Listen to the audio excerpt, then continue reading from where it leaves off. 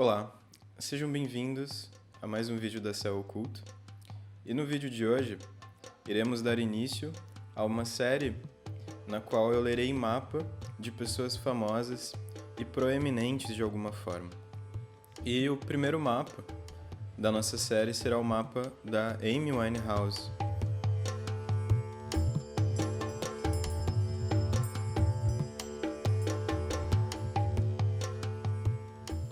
O mapa dela é um mapa bem interessante, no que tange a questão artística, por exemplo.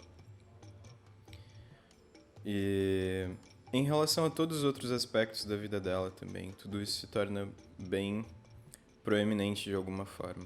O destaque inicial no mapa dela é uma ênfase de Vênus. Essa ênfase de Vênus se dá porque ela tem o ascendente em Touro, o nodo norte da Lua, que é Rahu, ocupando o ascendente em Touro, Saturno em Libra, outro signo de Vênus, e ela tem também Vênus retrógrado, e além disso, Vênus ocupa divisões de muita força. No Navamsha, Vênus ganha a dignidade de exaltação, e no Drekana, Vênus também ocupa a dignidade de exaltação, que é Peixes. Ou seja, Vênus, nessas condições, acabou dando para ela talentos artísticos muito proeminentes. A Vênus é o astro que tem relação com a arte, com a beleza, com a estética, com a música. E quando um astro está retrógrado, ele se torna mais enfático em dar os seus resultados. Então, no caso dela, Vênus se tornou muito enfático na vida dela. E é interessante também porque Vênus ocupa a casa 3. Vênus na casa 3 é muito comum no mapa de artistas. Muitos artistas têm essa configuração, porque a casa 3 ela apresenta a habilidade de aperfeiçoar técnicas. E também a casa 3 tem relação com as mãos e com possíveis talentos que envolvam comunicação e coisas do tipo. Vênus, nessas condições, estando enfático, acabou dando para ela os grandes talentos que ela tinha em cantar, em ser uma instrumentista também. Então, desde muito cedo, desde muito jovem, ela já desenvolveu esse talento e, inclusive, ela viveu o período de Vênus muito cedo. Entre 1987 e 2007, ela viveu o período de Vênus, ou seja, Vênus realmente é o astro que trouxe à tona esse fenômeno que foi a Amy Winehouse. O signo de Touro enquanto ascendente é um signo bem interessante para alguém que trabalha com criação, que trabalha com a voz, porque Touro é o signo que naturalmente representa a boca, a garganta. E é um signo que representa o encontro de dois elementos. O elemento terra, porque Touro é um signo de terra, e o encontro do elemento água, porque Vênus é o regente de Touro e Vênus tem relação com a água, com os fluidos. Então, isso torna o signo de Touro extremamente fértil. E não só isso, não só o ascendente dela era Touro, mas ela também tinha Rahu em Touro. E Rahu, ele trata de algo que buscamos com muita intensidade. Então é muito interessante esse fator de Rahu estar em Touro também. Isso mostra que a questão da vida dela era realmente a música, era realmente o canto, era a poesia também. Vênus é o poeta, dentre os astros. Mas, ao mesmo tempo, essa posição de Rahu no ascendente, ela traz dificuldades. Naturalmente, é uma posição que afeta de maneira negativa a vida afetiva, pode trazer algumas perturbações para a vida afetiva. E Rahu tem relação com intoxicantes. E sabemos que, no caso dela, ela tinha sérios problemas com intoxicantes. Então, esse Rahu trouxe esse aspecto, mas, além disso, trouxe também para ela toda a originalidade, toda a excentricidade dela.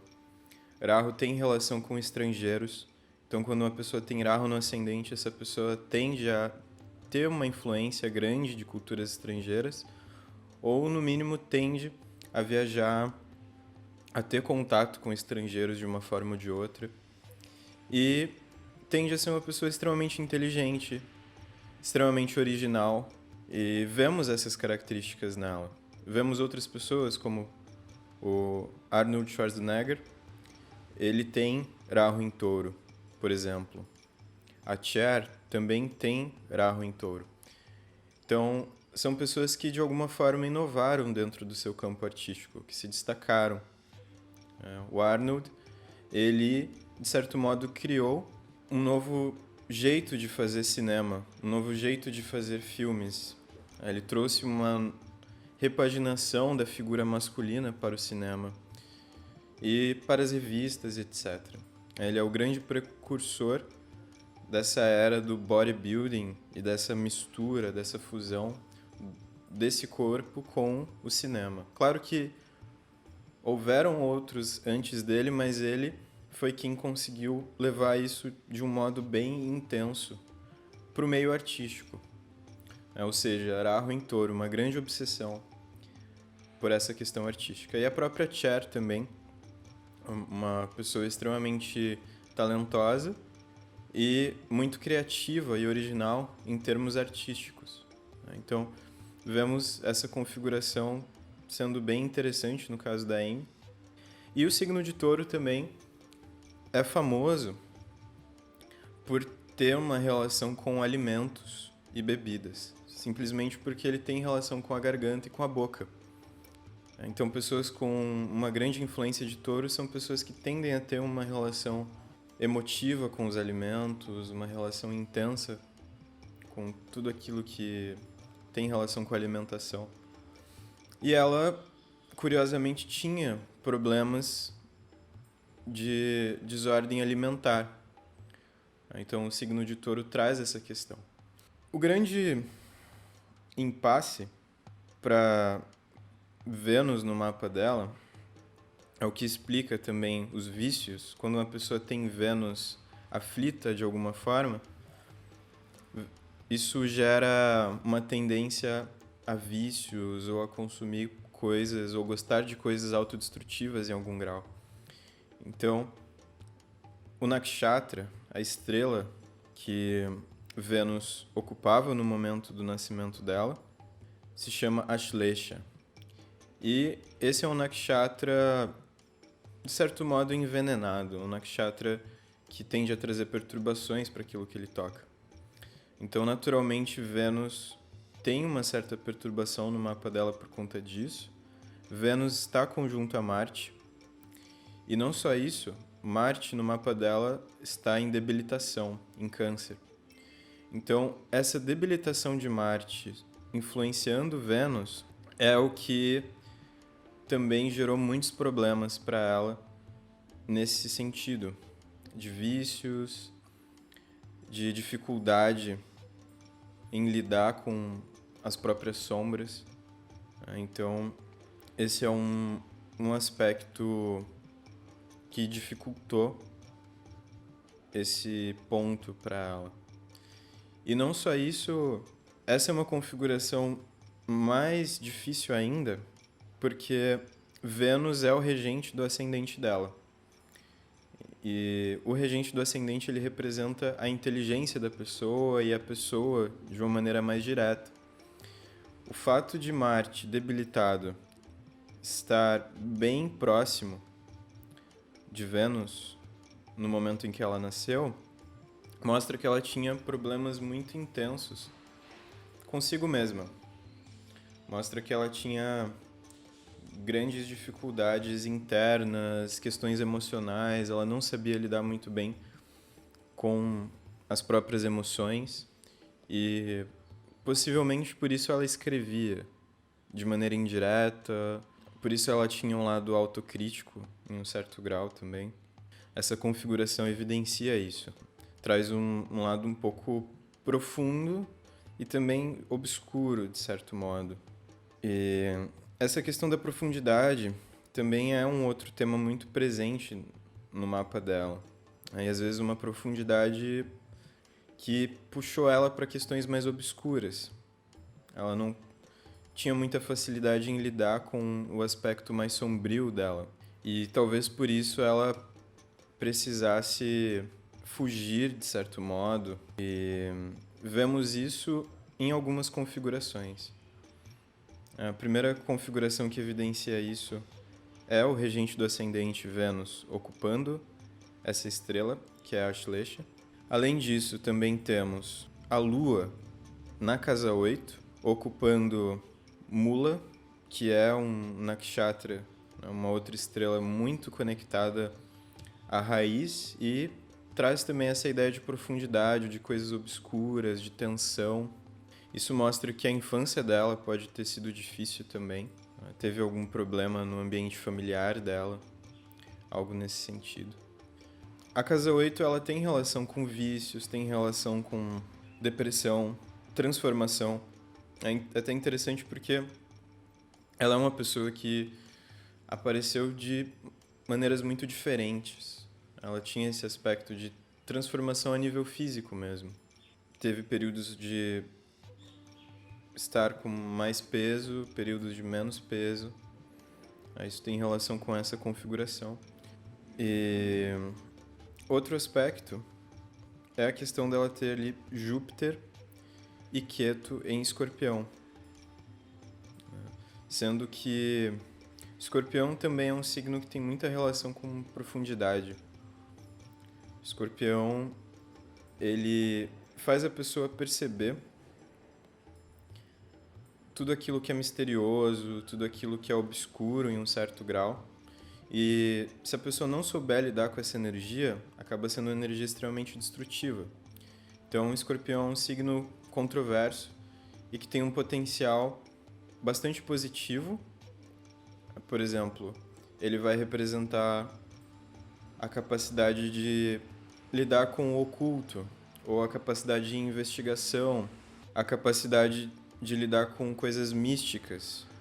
Tanto que ele é um signo que tem relação com os sacerdotes, traz um lado mais espiritual.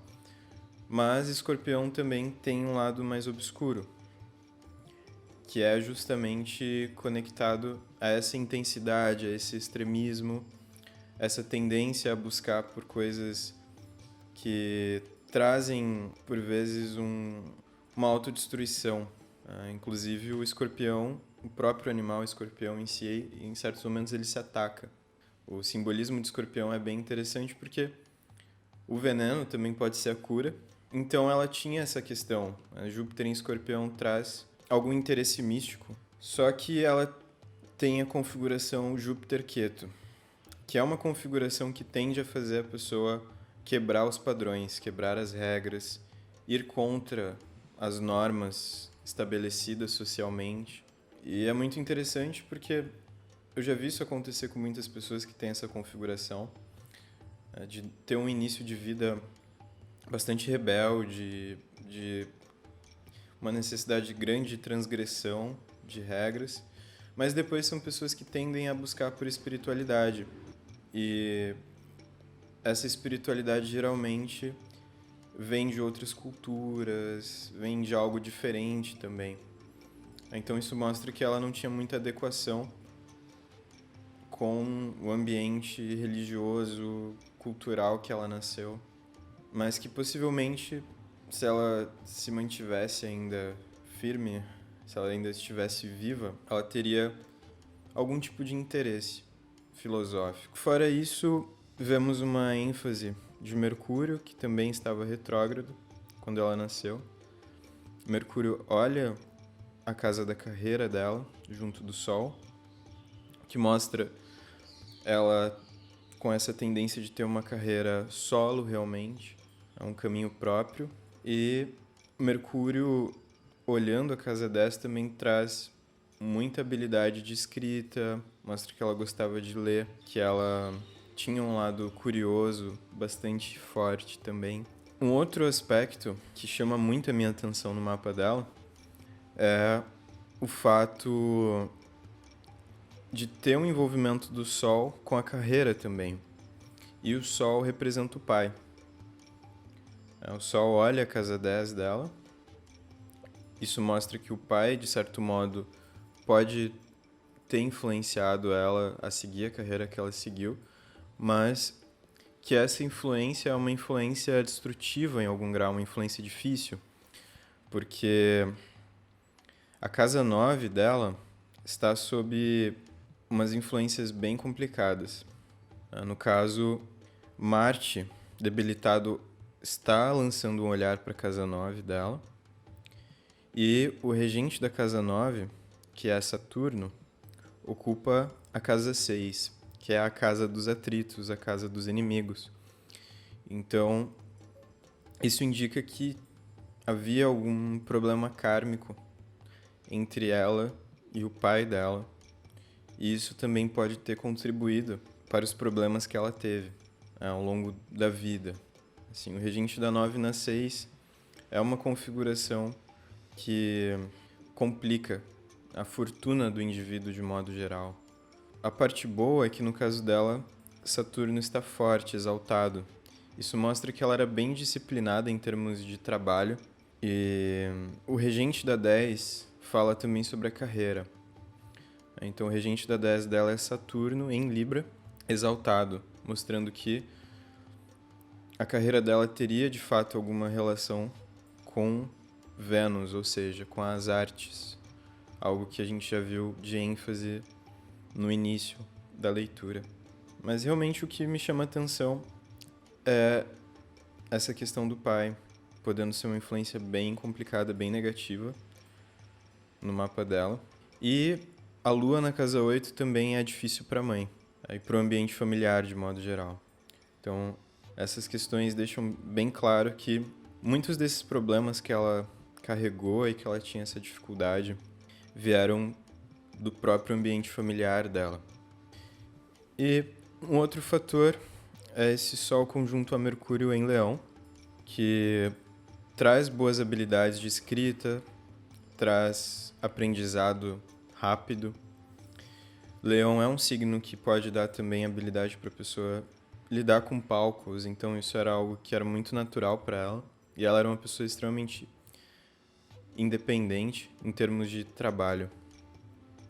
E além disso, a Lua na casa 8 e o regente do ascendente dela sob más influências encurtou a longevidade dela. A Júpiter também, o regente da casa da longevidade, conjunto a Queto, na verdade ali sob uma tesoura maléfica também. O regente da 10 numa casa de sofrimento. Tudo isso acabou contribuindo para que ela tivesse uma longevidade encurtada. De modo geral, essas são as ênfases que eu enxergo no mapa da Amy. Eu não sei de muitos detalhes sobre a vida dela, mas espero que vocês tenham gostado da leitura, que tenha sido interessante. E aceitamos sugestões, críticas, comentários, o que vocês quiserem sugerir. Estamos totalmente abertos. Muito obrigado.